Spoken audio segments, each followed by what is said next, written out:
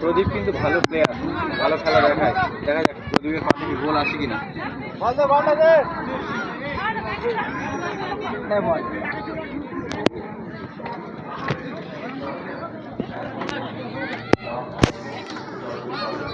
করছে আজকে বাবার মৃত্যুবার্ষিকী, তাই সেই স্মৃতির উদ্দেশ্যে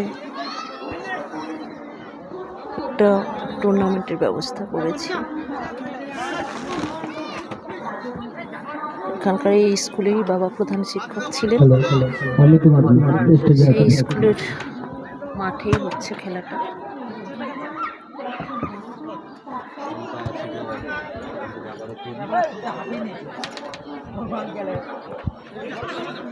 এখনো পর্যন্ত গোলের ফলাফল 0-0 রয়েছে। আক্রমণে খেলা 0-0 বলটা আছে, লোকনাথ এগিয়ে চলেছে সেখান থেকে শুভঙ্কর।